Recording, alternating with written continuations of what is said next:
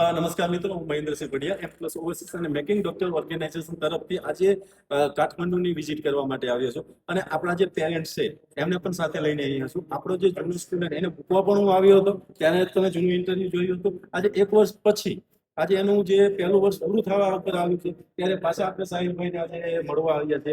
તો સાહિલભાઈ, કેવી રહી તમારી 1 વર્ષની આ જર્ની ટીચર મેડિકલ કોલેજની અંદર? આવ્યા અને અત્યાર સુધીની આ જર્ની જોવા જઈએ તો સરસ કહી શકાય, કેમ કે અહીંનું weather, academic session, faculty all over જોવા જઈએ તો ગુડ છે. તકલીફ તમે જે વિચારી રહ્યા હોય તે બાબતે કાંઈ પણ કોલેજમાં અને હોસ્ટેલમાં નથી. બીજી વસ્તુ એ કે ઘણા બધા એમ કહેતા હોય કે ત્રિભુવન યુનિવર્સિટી બહુ હાર્ડ છે, તે છે, બરોબર? તો એવું ખરેખર છે હાર્ડ છે કે ભાઈ અહીંયા બહુ નપાસ થાય છે, આવું છે તેવું છે? તો એ યુટ્યુબમાં વિડીયો જોઈને બધા કહેતા હોય, પણ એ કેટલા ટકા તમારા માટે સાહિલભાઈ સાચું છે?